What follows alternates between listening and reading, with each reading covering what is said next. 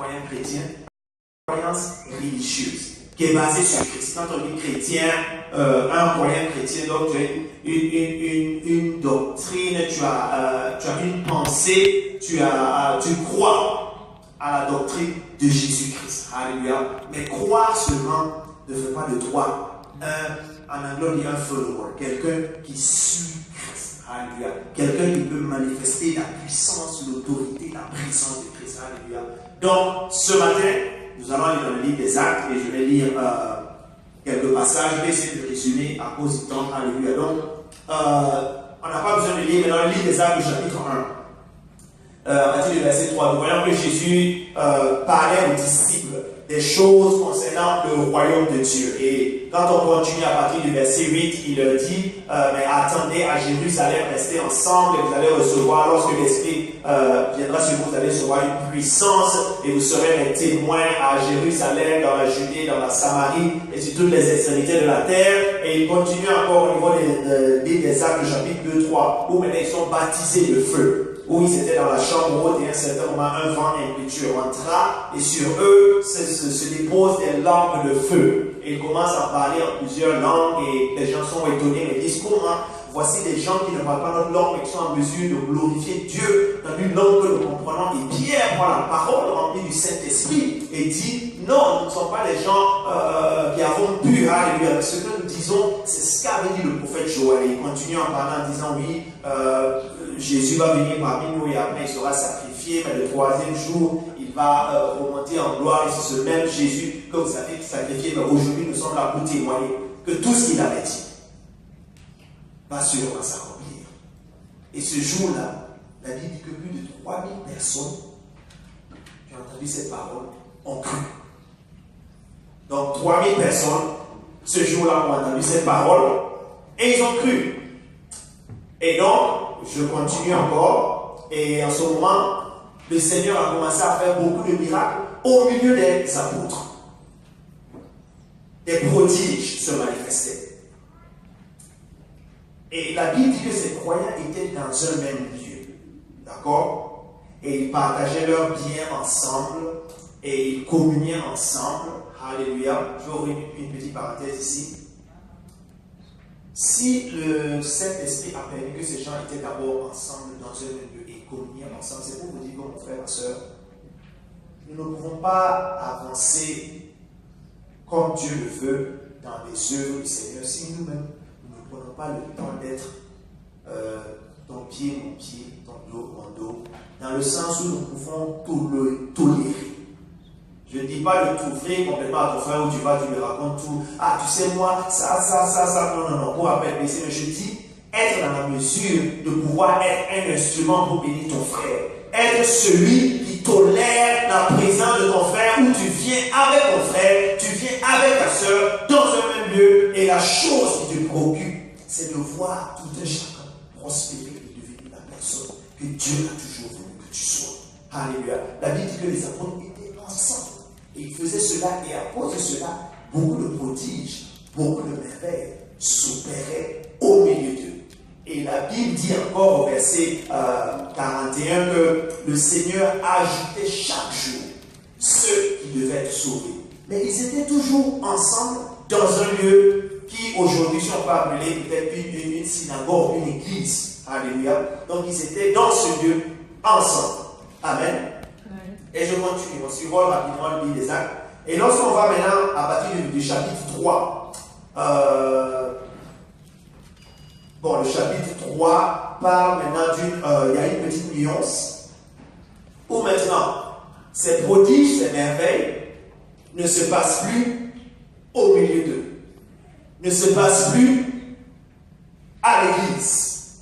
Les prodiges et les merveilles ne se font plus juste entre les membres de l'Église capitale. Les prodiges et les merveilles ne sont pas seulement pour les membres de l'Église capitale qui viennent et tous ceux qui sont invités, qui bénéficient de cette délivrance, qui bénéficient de cette guérison. Mais la Bible dit que pendant que Pierre et Jean allaient au temple à l'heure de la prière, ils avaient l'habitude de prêcher dans le temple. Ils avaient l'habitude de faire des prodiges, des merveilles, des miracles. Le Seigneur les utilisait puissamment. Mais la Bible dit que cette fois-ci, voici un boiteux de naissance, 40 ans. Il était boiteux, qui était assis hors du temple. Pierre, rempli du Saint-Esprit, regarde ce boiteux et lui dit, l'or et l'argent, nous n'avons pas, mais ce que j'ai aujourd'hui, je te le donne. Lève-toi et marche. Il attrape sa main, aussitôt ses chevilles sont affermies, ses genoux sont affermis, ce boiteux se lève, et la chose qu'il fait, il prend ce boiteux, et il rentre dans l'église.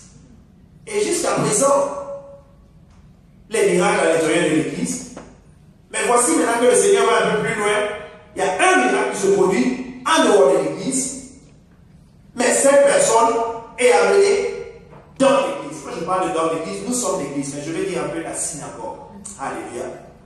Et voici que tout ce temps, pendant que Jésus faisait en sorte que les âmes venaient, les âmes étaient ajoutées chaque jour, il n'y avait pas de murmure dans la ville de Jérusalem.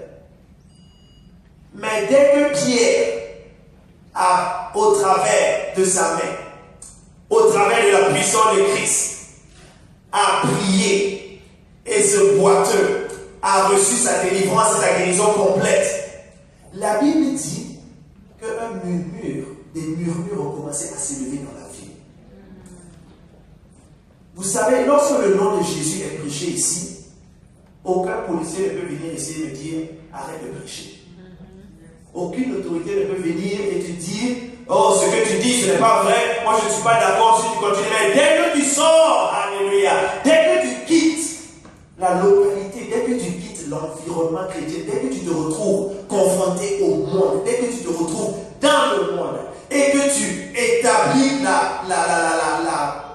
l'autorité divine de Christ, que ce soit au travers d'un miracle, que ce soit au travers d'une parole prophétique, automatiquement les murmures commencent à s'élever. Alléluia. Les gens commencent à dire non, tu ne peux pas parler de ce nom. Tu es au travail, tu ne peux pas parler de Jésus-Christ.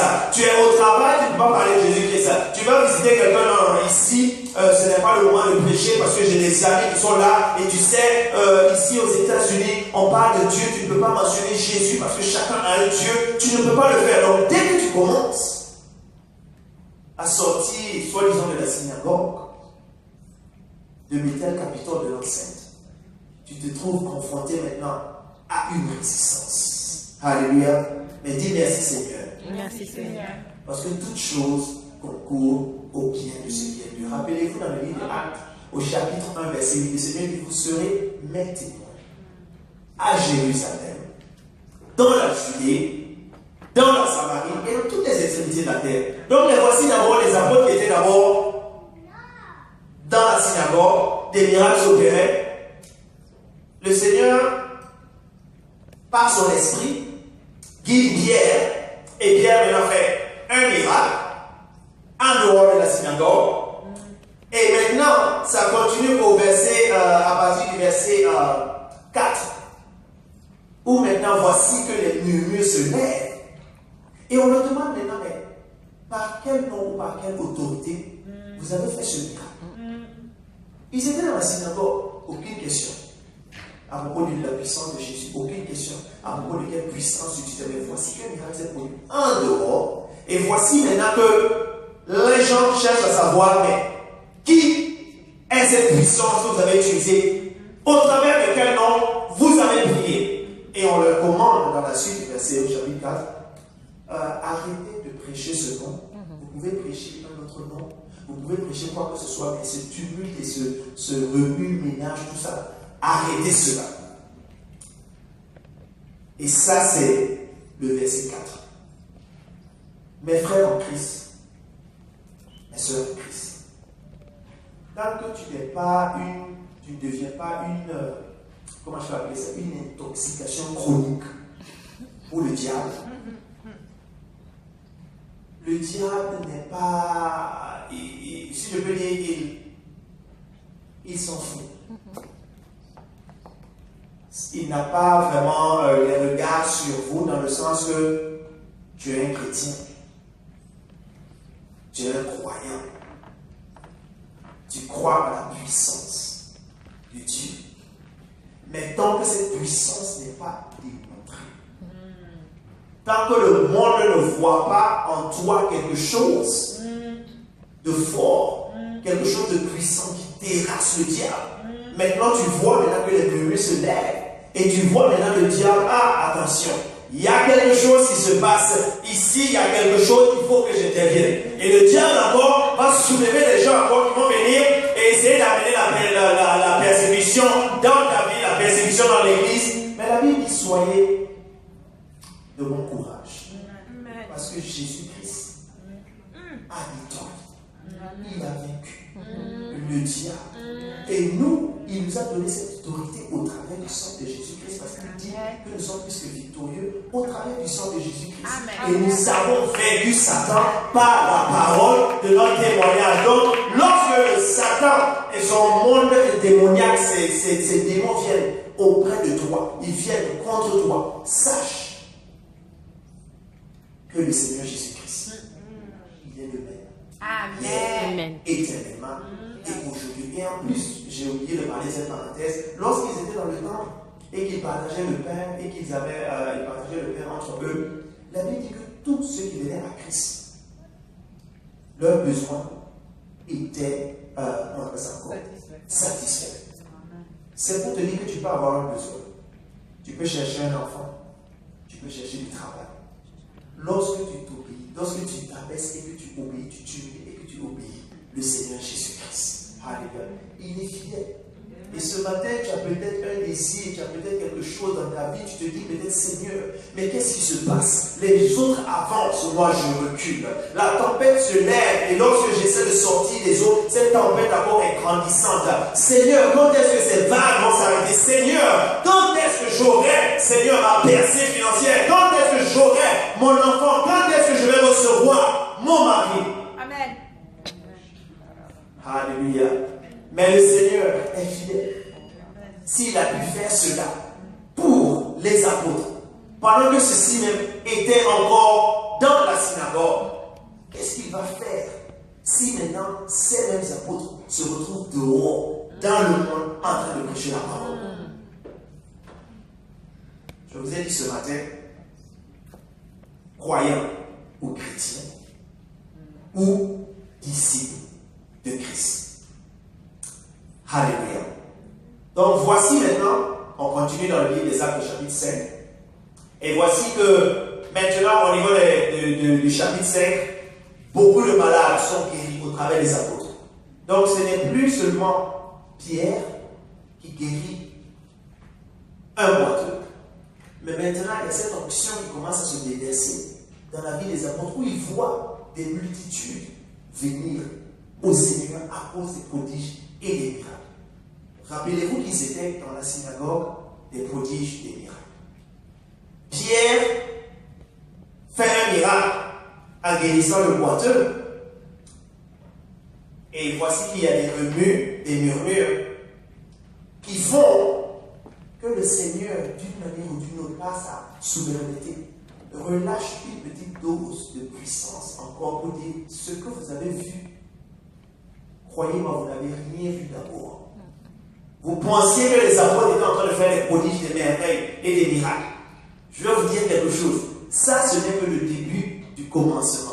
Ça, ce n'est qu'une petite goutte de ce que le Seigneur veut faire. Et maintenant, nous voyons dans le livre des Actes, chapitre 7, que les apôtres maintenant font des miracles et Paul même marche. Et les gens apportent les malades dans les rues afin que l'ombre de Paul passe juste sur ces malades, sur ceux qui sont oppressés du diable, ceux qui sont envoûtés, afin qu'ils puissent recevoir leur guérison. Et on dit que tous ceux qui avaient été apportés le long du chemin, eux tous, ils ont reçu leur guérison. Amen.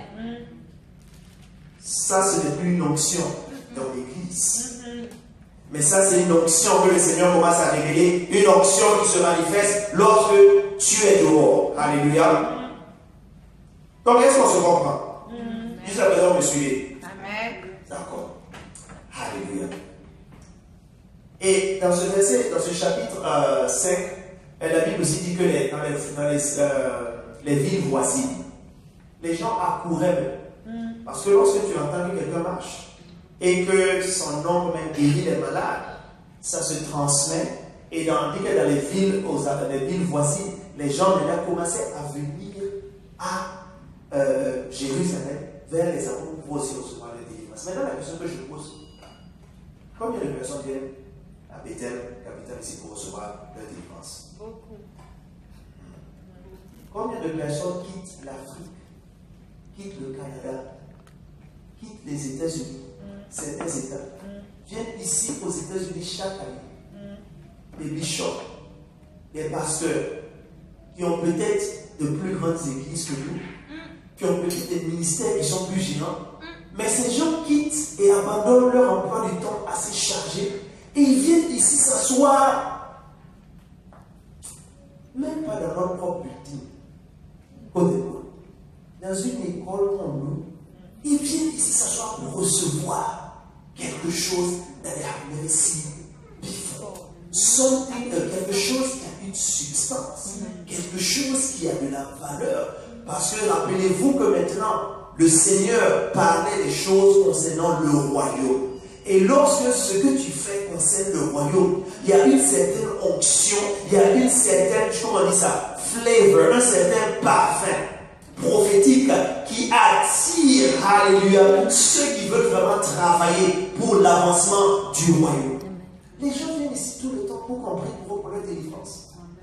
Bon, nous prions ceux qui viennent recevoir la délivrance et qui restent, alléluia.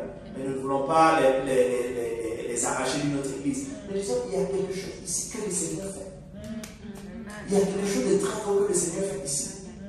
Alors, alléluia. Alors, si le Seigneur fait quelque chose de grand ici, pourquoi alors moi, pourquoi alors toi, nous ne marchons pas dans cette dimension? Quel est le problème? Bonne question. Moi-même, je me pose la question, je dis, mais j'ai un papa spirituel, partout où il va dans les nations, et ce qui se passe, c'est grave. Ce qui se passe ici n'a rien à voir avec l'onction qu'il a quand il va dans les nations. Quand tu le vois opérer, même si c'est dans une autre église, mais ce qui se passe, c'est grave. Et nous sommes ici, ces enfants spirituels.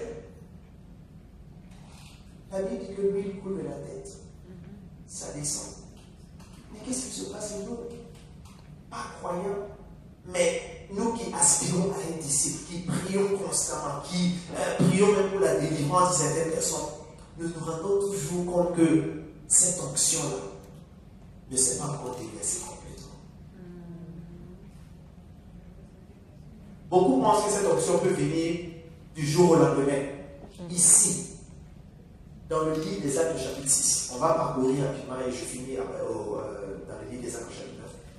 Voici que maintenant, ils étaient toujours dans l'église et Pierre et certains apôtres disent, bon, on peut rester à l'église ici dans la synagogue et servir et faire tout ça. Même les veuves se plaignaient, disaient, bon, nous on est négligés et tout ça. Donc, ils choisissent des gens. Ils sélectent des personnes pleines de sagesse et pleines d'esprit. Je dois dire remplis du Saint-Esprit. Allez, en français on dit plein d'esprit, mais je vois remplis du Saint-Esprit. Et la Bible dit qu'ils prient et ils imposent les mains à ces gens. Et parmi ces gens, il y avait Philippe et Étienne. Voici les apôtres qui ont été baptisés de l'esprit de feu le jour de la Pentecôte, qui, au lieu de rester dans l'église, maintenant commencent à faire des prodiges dans les villes, jusqu'au point où les gens qui sont dans les villes voisines viennent maintenant vers eux afin de pouvoir recevoir la délivrance, afin de pouvoir savoir, mais quel genre de Jésus vous prêchez? Parce que l'on a vu Jésus ici, mais maintenant vous prêchez Christ. Qu'est-ce qui a fait la différence?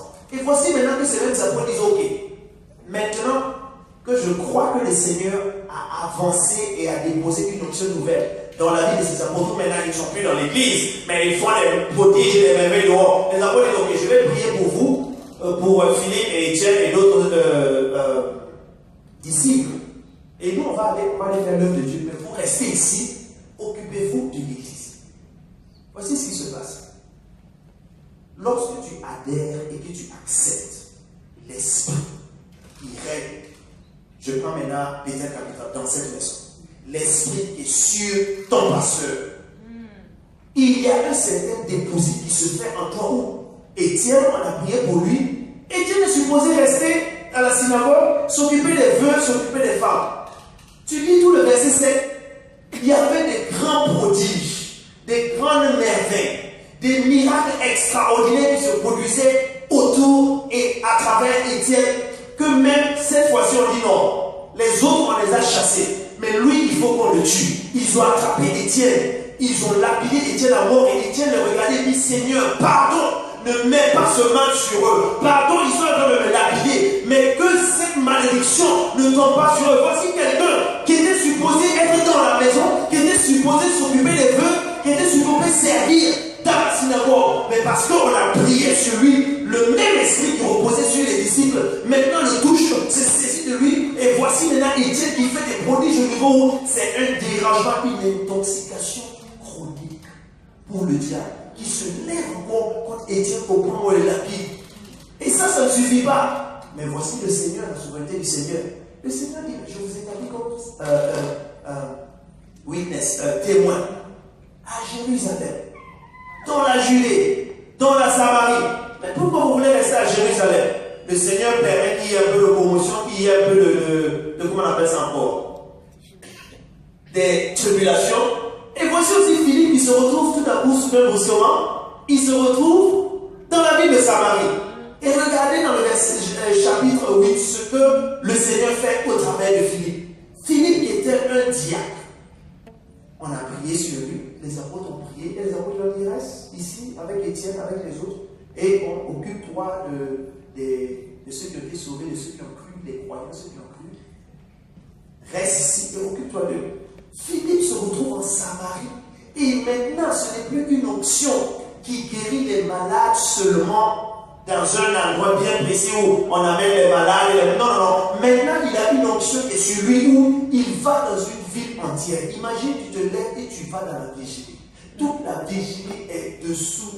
Tout est changé, tout est bouleversé. La télévision 24 heures sur 24. Mais qu'est-ce qui se passe? Il y a quelqu'un qui est rentré en vigilie et depuis qu'il est là, on ne comprend pas ce qui se passe. Des gens avec le cancer, ils sont guéris. Quelqu'un qui est aveugle depuis sa naissance pour sa liberté. Quelqu'un qui était oppressé du diable. Mais qu'est-ce qui se passe? Qu'est-ce que cette personne est en train de prêcher? Quel nom il utilise? Parce que maintenant Jésus dit alléluia. Vous étiez à Jérusalem. Il y a une certaine onction que j'avais prévue pour vous. Mais maintenant que vous avez compris et que vous allez hors de Jérusalem, je pourvois aussi et maintenant je dépose une autre dose d'onction qui va vous permettre d'affecter cette ville, d'affecter les nations. Et c'est ce que nous avons ici à Bethel Capitole. Pourquoi Philippe et Étienne ont pu faire cela? Parce qu'ils ont accepté de se lier. Ils ont dit aux apôtres, non, on ne peut pas. Et ils ont dit à Pierre, à Paul, priez pour nous que ce baptême de feu que vous avez reçu, nous puissions recevoir cela. Et à partir de cela, quand tu continues même, mais c'est incroyable ce que les apôtres ont fait. On continue dans le livre des Actes chapitre 9. Et après, je vais m'arrêter là et on va conclure. On va tirer certaines conclusions pratiques pour Bethel Capitole. Donc, voici maintenant que le Seigneur dit, ok, maintenant que vous avez compris, maintenant que vous commencez c'est là maintenant, à partir du verset 6, qu'on voit maintenant que le Seigneur commence à parler de disciples. Tout ce moment, on disait les âmes étaient ajustées. On disait beaucoup de gens ont cru. Beaucoup de gens ont accepté le Seigneur. Alléluia. Ils croyaient en une doctrine.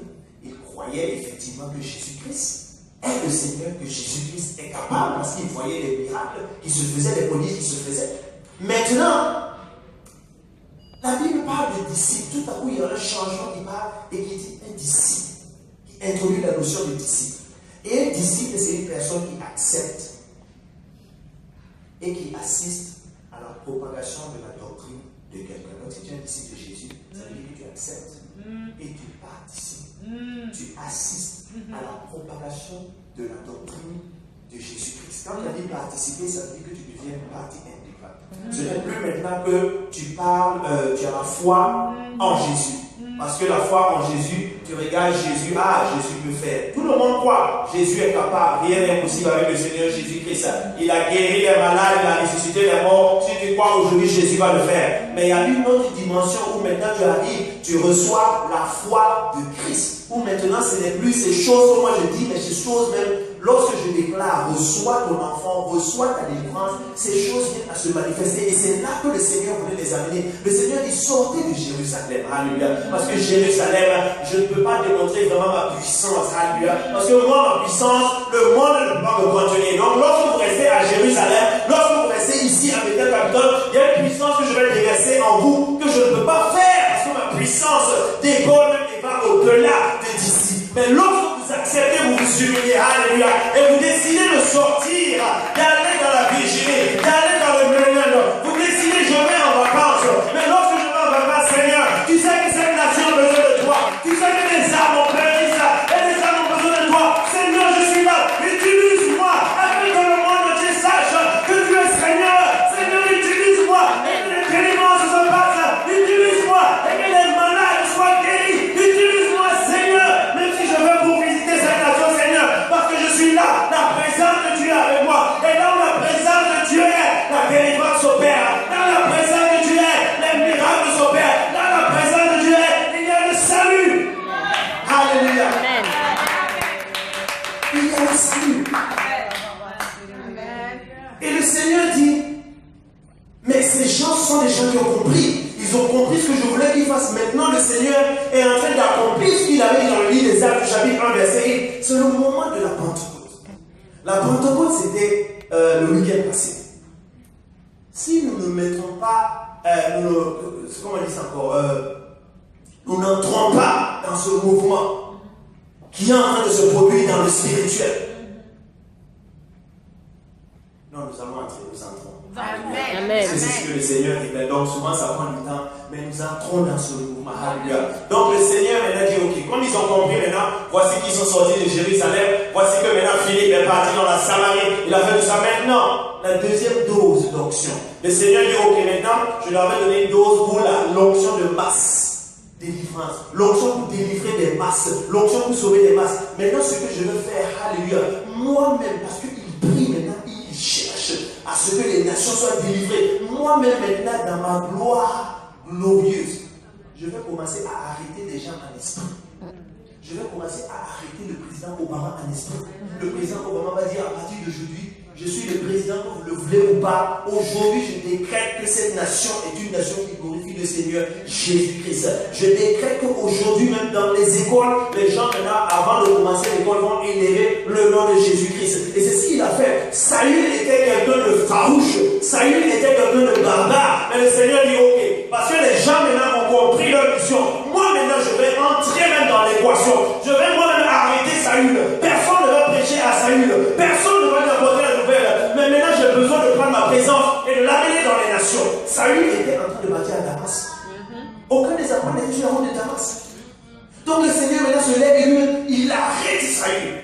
Et il dit même aux gens, non, lui, je l'ai choisi même. Moi-même, je l'ai choisi. C'est même pas, ça n'a rien à faire avec vous. Moi, je l'ai choisi afin qu'il puisse apporter mon nom, afin qu'il puisse apporter la nouvelle, afin qu'il puisse prêcher le salut à ceux. Parce qu'il savait que Saül, c'était quelqu'un de farouche, quelqu'un de barbare, quelqu'un de, comment on appelle ça encore, un excité, tous les noms que vous pouvez lui donner. Quelqu'un, dès qu'il cherche à faire quelque chose, il le fait avec toute sa force, toute sa connaissance.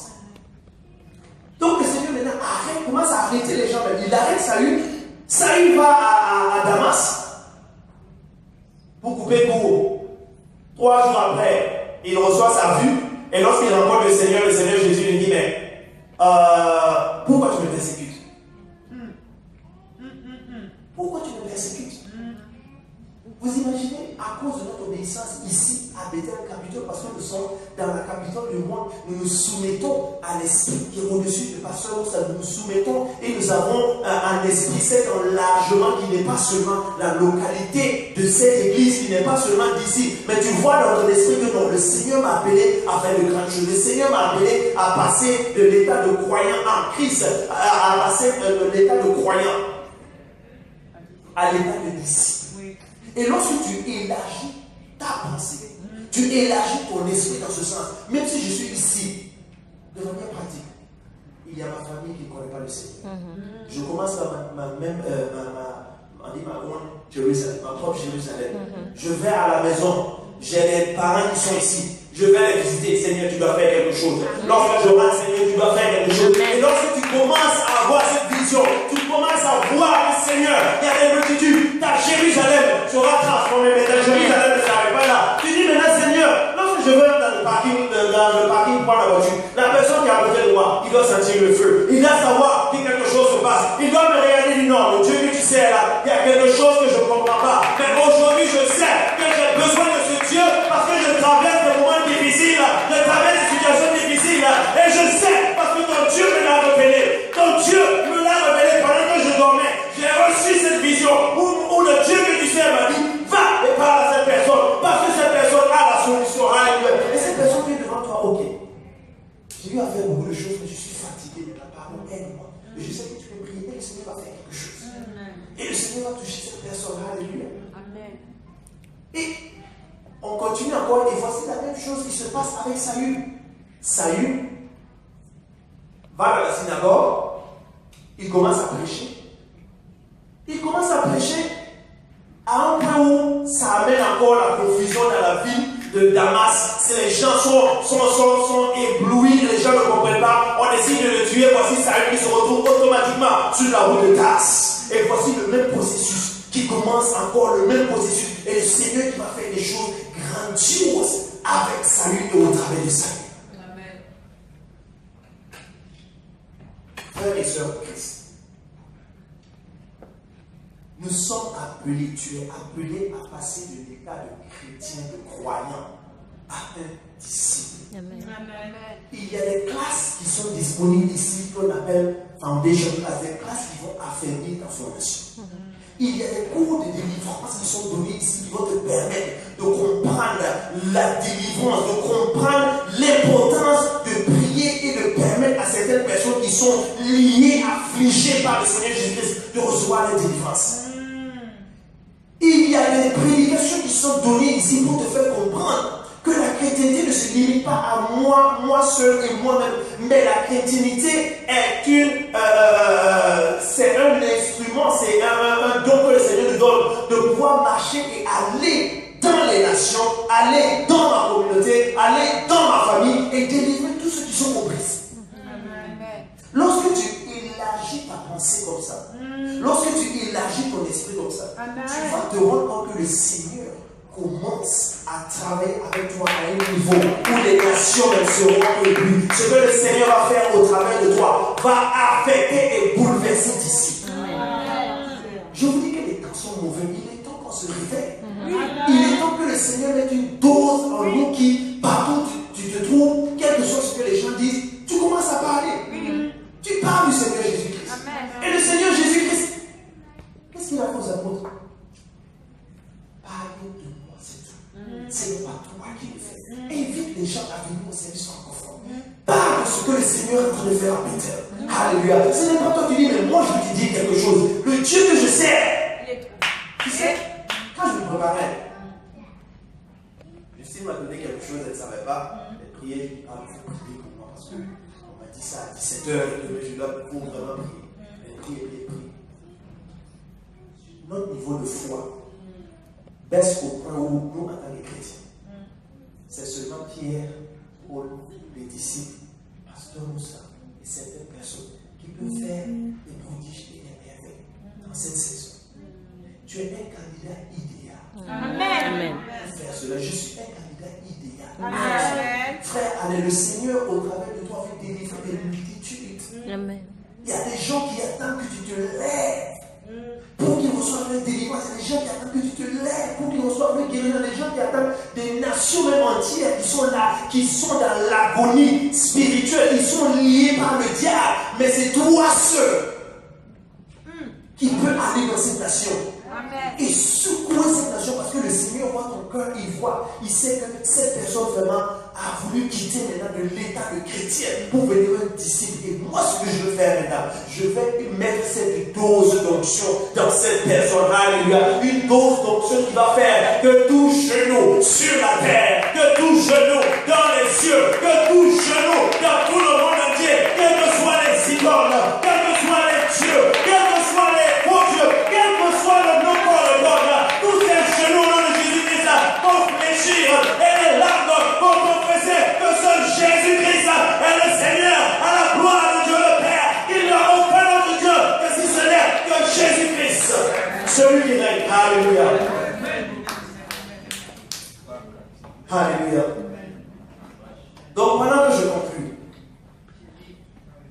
Nous voyons que notre obéissance, au travers de ce que le Seigneur fait ici, va permettre d'abord que le Seigneur pourvoie à tous tes besoins.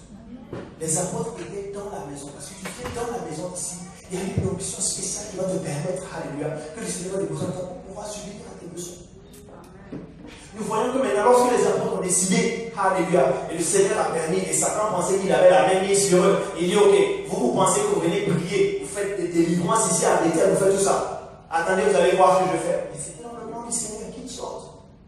Et lorsque tu sors, tu vois cette onction maintenant qui est injectée dans toi, une onction qui t'amène à un autre niveau. Quand c'est bien évident, le Seigneur a dit, je vais répandre mon esprit sur toutes les chairs. Il dit que vos fils, vos enfants vont prophétiser, et vos jeunes gens, ils vont avoir des visions. Et les vieillards, des gens même qui sont vieux, alléluia, il dit que vous allez avoir des rêves prophétiques.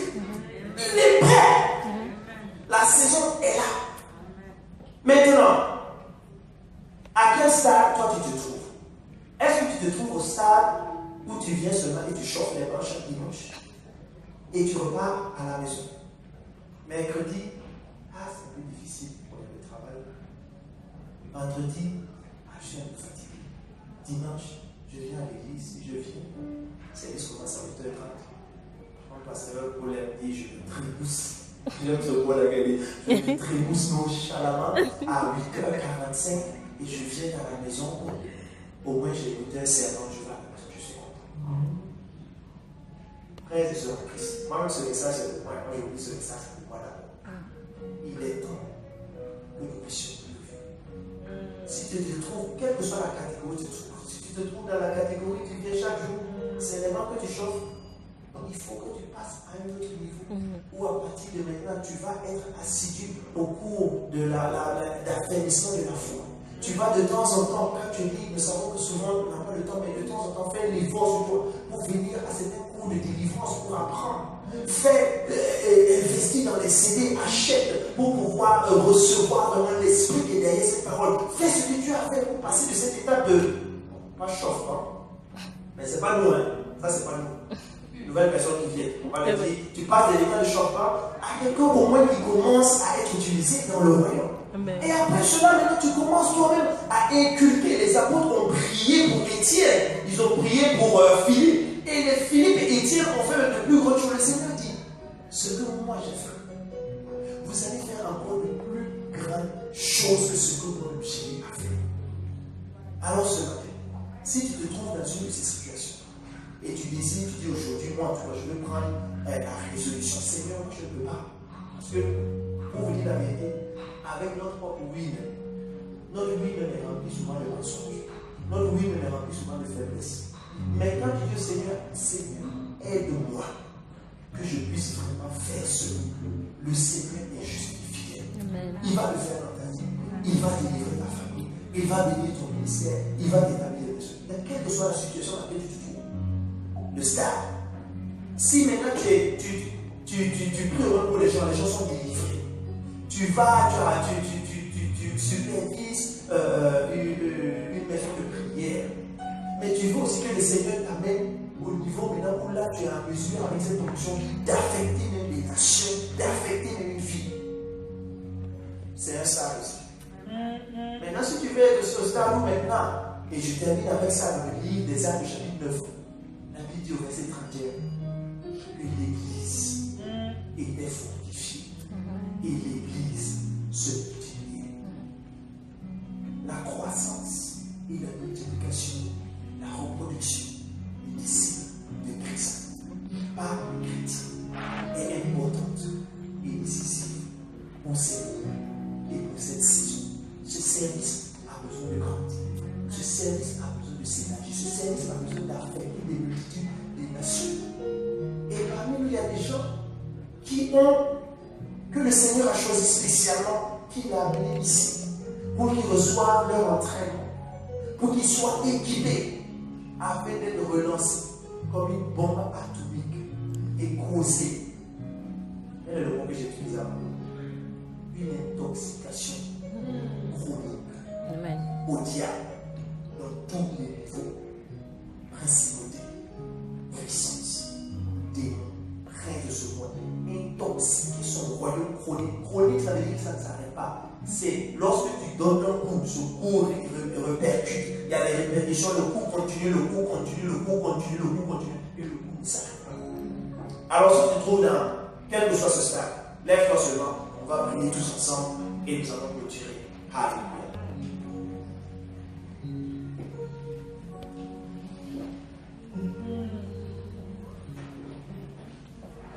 Donc ce matin, je vais dire, ne perds pas la foi. Notre Dieu est le même, hier, éternellement et aujourd'hui. Ce qu'il a fait avec les apôtres, il peut le faire avec toi. Il peut le faire avec nous. Il a besoin seulement que nous puissions nous tolérer les uns les autres. Il a besoin seulement que nous puissions nous mettre disponibles à ce que le Seigneur est en train de faire. Donc ce matin, lève-toi et prie et demande au Seigneur Jésus-Christ. Seigneur, aide-moi, tu sais à quel niveau je me trouve. Mais aujourd'hui, Seigneur, je viens devant toi et je te demande de m'aider, Seigneur Jésus-Christ, à me lever. Moi-même, je ne peux pas me lever, Seigneur. Il y a des nations qui guérissent. Il y a des nations qui te connaissent pas. Seigneur, aide-moi, Seigneur Jésus-Christ, à être un homme et une femme qui va affecter ma génération. À être un homme et une femme qui va affecter ma famille, qui va affecter mes collègues, qui va affecter la vie de mes amis, qui va changer la destinée de toute une nation. Et le Seigneur est fidèle. Et si tu pries, et cela est vraiment la prière du cœur, je sais qu'aujourd'hui, le Seigneur va te donner et va te remplir de son zèle. Seigneur Jésus-Christ. Aujourd'hui, toi, tu vois les cœurs qui sont devant toi, Seigneur Jésus-Christ. Je prie au nom de Jésus-Christ, Seigneur. Ce n'est qu'une décision personnelle, Seigneur Jésus-Christ, mais une décision très. Parce que, Seigneur, nous ne cherchons pas, Seigneur Jésus-Christ, à faire ce travail avec notre propre force. Mais, Seigneur, nous voulons te donner tout, parce que nous savons que toi, tu es en mesure de faire ce travail au travers de nous, Seigneur Jésus-Christ. Seigneur, qu'il y ait des hommes et des femmes à Bethel, Capitole, ici même aussi avec francophone, qui se lèvent, Seigneur Jésus-Christ, pour ton œuvre, Seigneur, qui décident de s'engager, Seigneur Jésus-Christ, afin, Seigneur Jésus-Christ, que ton royaume soit établi dans les nations, Seigneur Jésus-Christ. Seigneur, je prie que tu déposes sur nous cette nouvelle onction, Seigneur Jésus-Christ. Nous avons célébré la Pentecôte le dimanche dernier, Seigneur. Que toi, vraiment, Seigneur, ce désir ardent, Seigneur, et cette flamme, Seigneur, le feu qui brûle dans les apôtres, Seigneur, que cette flamme de feu brûle en nous pour le Seigneur, au nom de Jésus-Christ, et que l'onction, Seigneur Jésus-Christ, pour les nations continue à grandir, Seigneur. Amène-nous à élargir et à ouvrir notre esprit, à ne pas voir seulement, Seigneur, cette localité, Seigneur, mais à voir au-delà même, Seigneur, des nations, Seigneur Jésus-Christ. Aide-nous, Seigneur Jésus-Christ. Aide-nous, Seigneur Jésus-Christ. Aide-nous, Seigneur Jésus-Christ. Aide-nous ce matin, Seigneur Jésus-Christ. Les apôtres ont fait tellement de choses.